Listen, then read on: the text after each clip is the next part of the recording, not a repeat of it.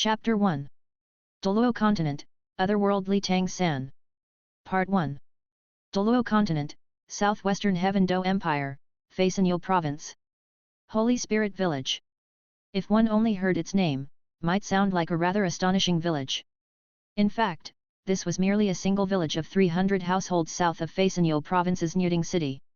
The reason why it was called Holy Spirit was because in legend, 100 years ago a spirit sage ranked spirit master came from there.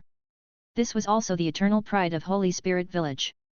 Outside Holy Spirit Village was, without exception, a vast expanse of farmland where grain and vegetables were produced and sent to supply Nyuding city.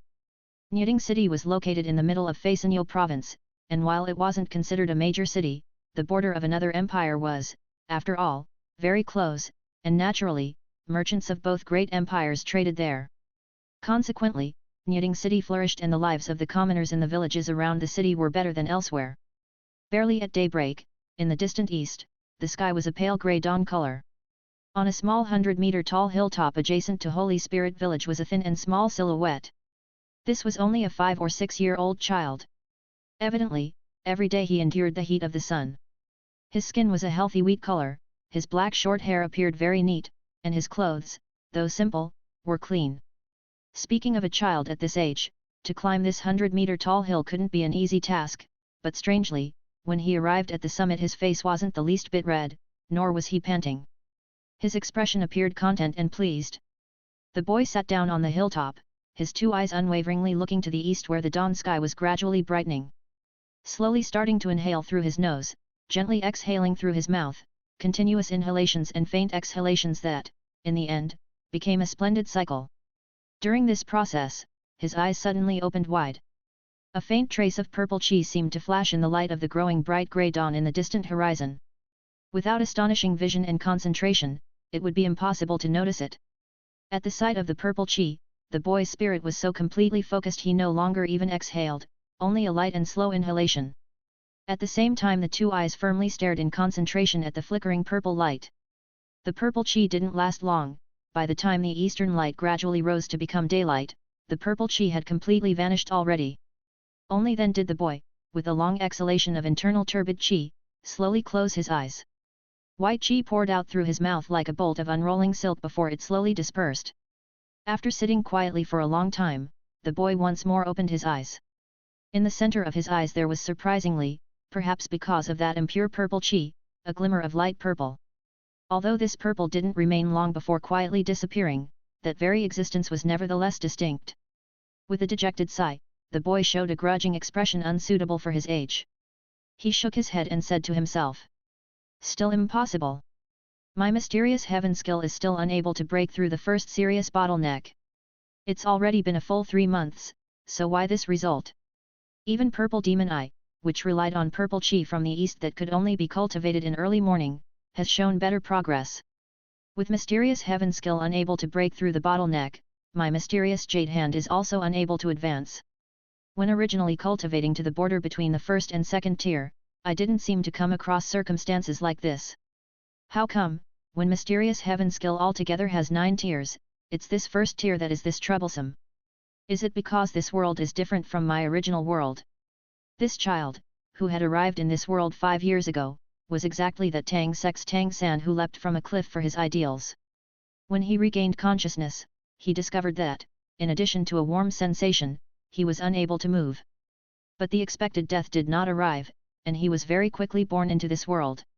Tang San wasn't clear on what was going on until much later. He hadn't died, but he was also no longer the former Tang San. The reborn Tang San needed nearly a year to learn this world's language. He still remembered that, at the time he was born, though he was still unable to open his eyes and see, he heard the deep sound of a man's heart-rending lung-splitting wail. When he learned this world's language, by relying on his outstanding memory, he also couldn't help recalling that man had shouted, "Third sister, don't abandon me," and that man was his father, Tang Hao. His mother in this world at that time was already dead from a difficult childbirth. Whether because of the god's dark will or simple coincidence, Tang Hao miraculously named him Tang San as a memento of his dead wife. Because of this, the village children around his age gathered every day to ridicule him. Nevertheless, in his heart, Tang San was fully content. This, after all, was the name he had used for nearly 30 years in the other world. He was content with simply having a name to remind him of his past life. Since arriving in this world, Tang San had initially felt shocked and afraid. But, with the subsequent excitement as well as the present tranquility, he had already completely accepted the reality that seemed, to him, like the second chance from heaven. Here, he might be able to realize the biggest wish he had in his previous existence.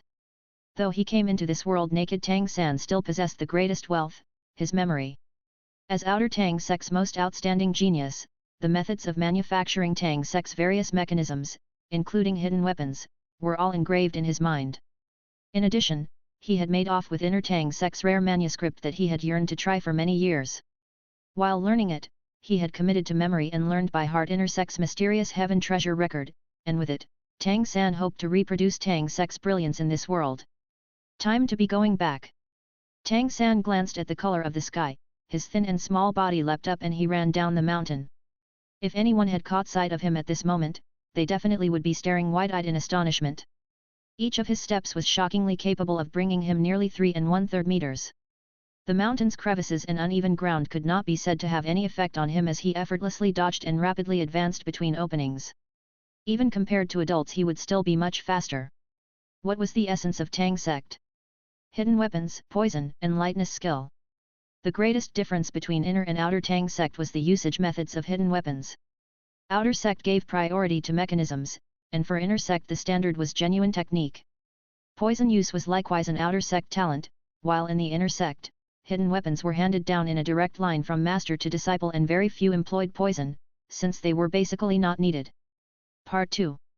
Mysterious Heaven Treasure Record only described 6 types of martial skills, separated into the inner strength internal technique mysterious heaven skill, hand skill practice technique mysterious jade hand, vision cultivation technique purple demon eye, capturing technique controlling crane capturing dragon, light body technique ghost shadow perplexing track, as well as hidden weapon use technique, hidden weapon 100 separation.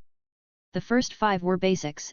After all, without a robust foundation, how could one bring out the quintessence of Tang Sect's hidden weapons? Having started training mysterious heaven skill at 1 year old, Tang San, who at present was already almost 6 years old, was still laying the foundation. Tang San's family lived on the west side of Holy Spirit Village, by the village chief's place. The 3-room mud brick house could be said to be the crudest in the entire village. It had a wooden plaque 1 meter in diameter over the door, painted with a simple hammer. The hammer in this world was the most widespread symbol of a blacksmith. That's right. Tang San's father Tang Hao was a blacksmith, the only blacksmith in the village. In this world, blacksmith could be said to be the humblest of professions. This is because none of this world's best weapons were, for a certain reason, forged by blacksmiths. Even so, as this village's only accomplished blacksmith, Tang San's family shouldn't have been this impoverished with such a meager little income. Entering the house, Tang San already smelled fragrant rice. That wasn't Tang Hao making him breakfast, rather he cooked for Tang Hao. Starting from 4 years old, before Tang San was tall enough to reach the kitchen counter, cooking was already his daily task, even if he had to stand on a stool in order to be able to reach the top of the kitchen counter. It wasn't because Tang Hao demanded it, but rather because if he didn't do it, Tang San would practically never be able to eat his fill. Arriving before the kitchen counter, he stood on the wooden stool with practiced ease, lifting the lid of the large iron cooking pot, the scent of fragrant rice wafting out. The cauldron's congee had cooked thoroughly for a long time. Every day, before going up the hill, Tang San always made sure to put rice in the pot to cook and prepare the firewood so that when he returned, the congee would be cooked well. Picking up 2 already worn-out bowls with more than 10 notches from the counter to the side, Tang San very cautiously ladled congee into the 2 bowls and placed them on the table behind him. The congee's rice grains could practically be counted by eye, and for Tang San's growing body, this little nutrition was obviously insufficient. This was also the reason why his body was as slim as a thread. "Dad, food!" Tang San called out. After a long time, the inner room door drape lifted, and a large figure appeared with somewhat staggering steps and walked out. It was a middle-aged man. His appearance seemed close to 50 years old. His stature was still extraordinarily large and stalwart, though one dared not compliment his style of dress. His worn robe covered with holes, without so much as a patch, exposed bronze-colored skin.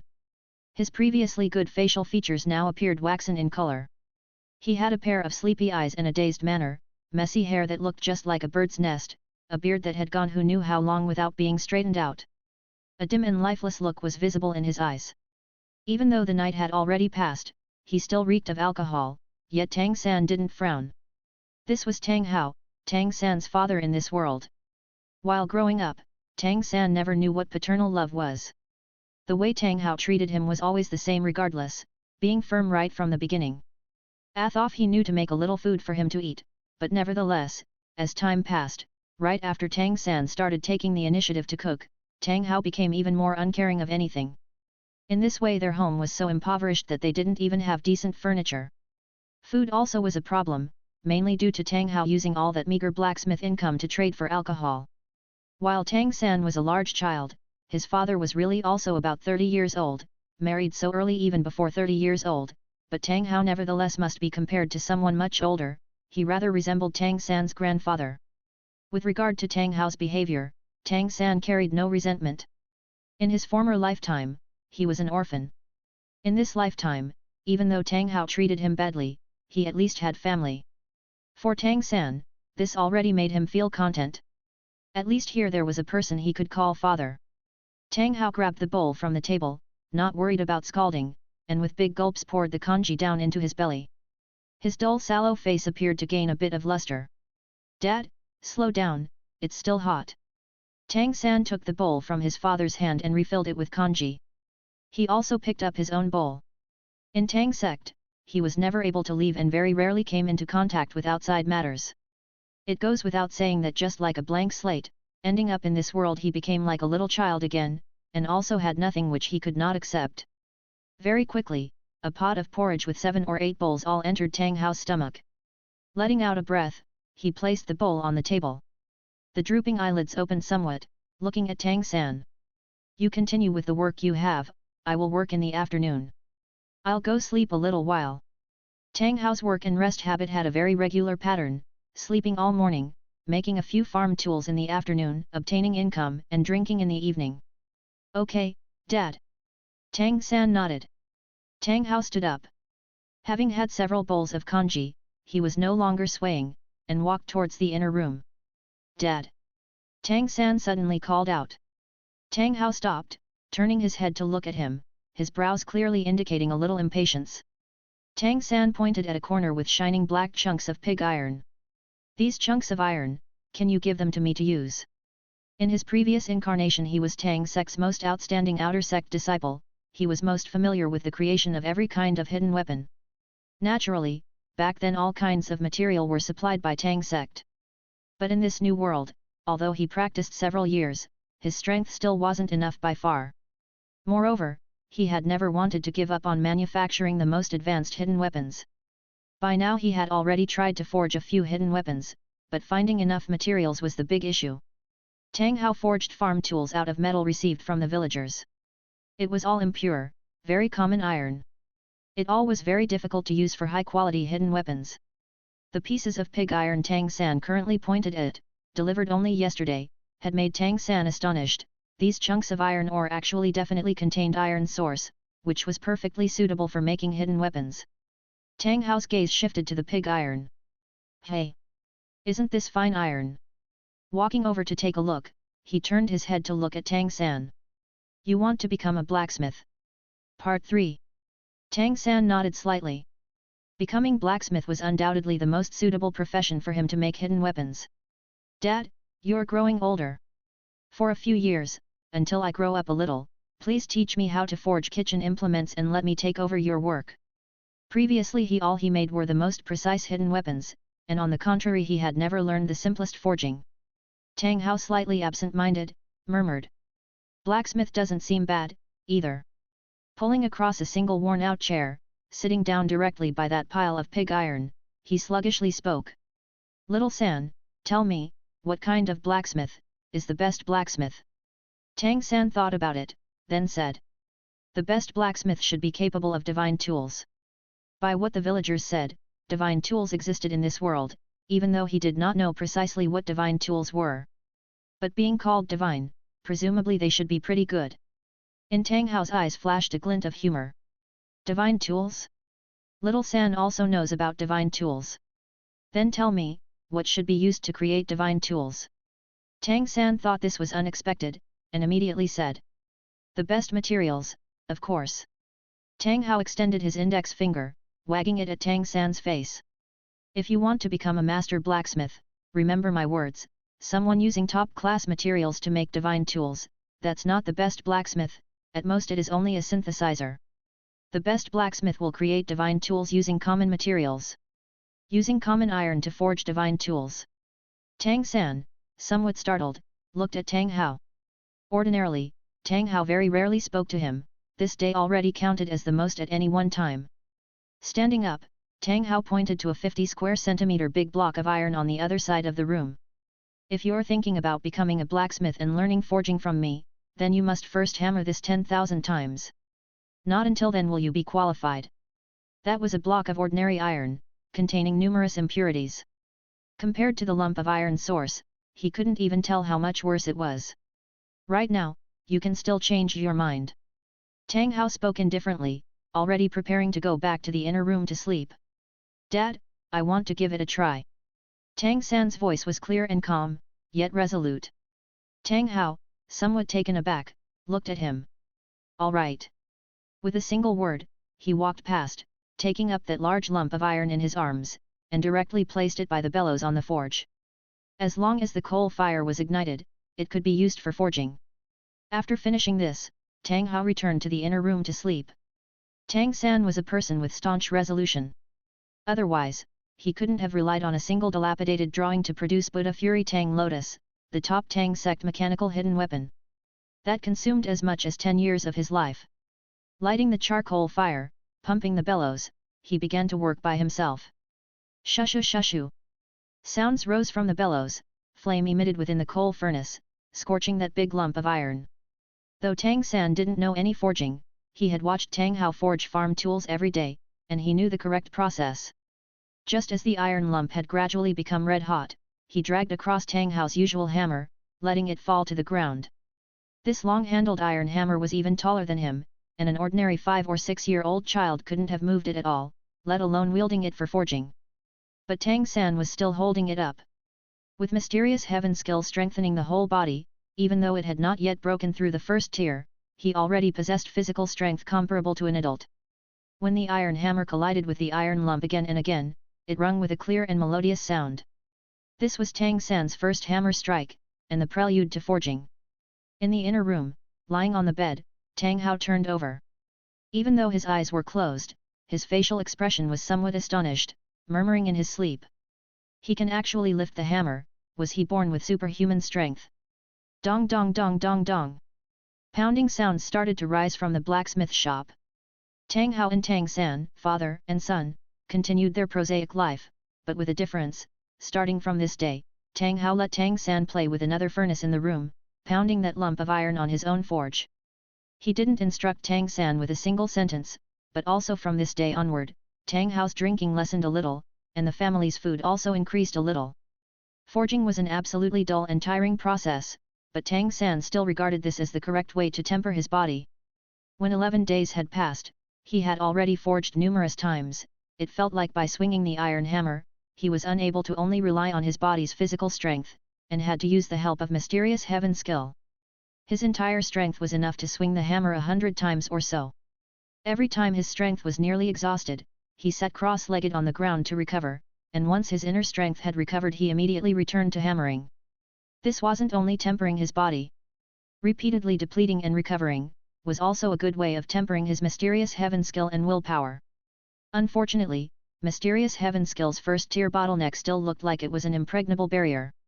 Tang San's practice couldn't be said not to be painstaking, but with his ample natural talent, he was still unable to break through and enter the second tier. But his training still definitely wasn't a waste. Despite mysterious heaven skill being unable to break through, his internal strength still toughened in pace with his iron lumps forging, and his recovery speed seemed a bit faster than before. As 11 days went by, Tang San had already swung the hammer more than 8,000 times, the iron lump constantly becoming smaller. It was already less than 1/3 of the original volume. As his training and food quantity increased, his body became rather solid and his physical strength seemed to gradually evolve. As a result, during the unceasing forging process, the consumption of inner strength gradually decreased. With increased inner strength duration, his physical strength also increased a great deal. When he smashed down the hammer 1,000 times, that iron lump had certainly changed. It was a small circle, and even though the center of the blazing fire burned red hot, he could still faintly perceive that the interior impurities appeared to have decreased a great deal. Tempering into steel, this word appeared in Tang San mind. This also made him even more firmly determined to accomplish 10,000 hammer strikes. And the distance to this objective was very close. Tang San's persistence astounded Tang Hao greatly. To him it seemed that even if this son of his was born with superhuman strength, it should be impossible to persist beyond 3 days. The handle of the iron hammer was roughened to prevent slipping, and would inevitably cause extreme injuries to the palm of the hand. But he discovered that although Tang San was forging honestly, both his young and tender small hands did not seem to change. Not even blisters appeared. Part 4. Since Tang San didn't want to lose this father, and he furthermore didn't want his past identity known, naturally he wouldn't tell Tang Hao that this was because of practicing Tang Sect's mysterious jade hand. In order to make good hidden weapons, the most basic requirements were a combination of eyesight, hand strength, and effort. That's what is called heart to eye to hand. Therefore, in Tang Sect inner sect's practice regimen, the requirements regarding eyesight and hand strength were extremely high. Purple Demon Eye had its maximum heightening effect on eyesight from practicing in the brief moment when the sun rises in the east. Mysterious Jade Hand could cause the palm of the hand to become extremely tough and durable, moreover it could block any poison. These two abilities were the required course for inner Tang Sect disciples. Even though Tang San's mysterious Jade Hand was still far from attaining a sufficient level, it could still protect his palm from being covered with blisters from abrasion. In addition, grasping strength can be called complete by now. Tang San spared no strength swinging the iron hammer in his hand. In this dull process, his heart still wasn't calm at all. His understanding concerning this world was still tentative. This place was only a small village, nothing more. In this world called Douluo Dalu, this continent held 2 great empires, which could perhaps also be spoken of as coalitions. Because within the 2 empires, a great deal of territory was conferred on feudal vassals, and the number of nobles with armed forces couldn't be counted. Of these 2 empires, the one Tang San was in was Heaven Do Empire, the other was the southern Star Luo Empire. Fearsome province was located near the border between both countries, and Holy Spirit village by Nying city was no more than 200 li away. Tang San knew from talk among the villagers that within the Douluo continent, his world's martial arts didn't exist, but there was a kind of thing called spirits. It was said that everyone had their own spirit, and among them, very few people's spirit could undergo cultivation, taking up an occupation called becoming spirit master. And spirit master was the noblest vocation on the whole continent. It seemed that according to legend, 100 years ago Holy Spirit village produced a spirit sage, in other words a famous spirit master. Spirit sage was a title for a spirit master rank. Spirits were subdivided into 2 main categories, one category was tool spirits, and the other was beast spirits. As the names suggest, when a spirit was a utensil it was called a tool spirit, and with an animal as spirit it was called a beast spirit. Comparatively speaking, tool spirits included a wider range, and the vast majority of people all had tool spirits, and the ratio of tool spirits unable to cultivate was much bigger than for beast spirits. Tang San once met the village's only person whose spirit was pickaxe, clearly a type of spirit unable to cultivate. But in spite of this, his work on farmland was still a little faster compared to ordinary villagers. Tang San also fully understood that because everyone he met had their own spirit, Tang San also wanted to know what his martial spirit was. After all, whether tool spirit or beast spirit, both were sufficient if they could cultivate, right? Among Douluo continent's people, the spirit was awakened at the age of 6. In a few days Tang San would turn 6. For some reason he faintly felt that the reason his mysterious heaven skill was unable to break through, was somehow related to his spirit. Regarding becoming a spirit master, Tang San wasn't particularly interested, but he resolved to become an inner Tang Sect rank hidden weapon expert, no matter how little internal strength he had, right? Tang Hao, are you busy? In the course of Tang San making great effort towards forging 10,000 times, he heard the sound of an old man's voice outside. It was currently afternoon. Tang Hao was in the process working, creating farm tools, and hearing what was said made only an ng sound.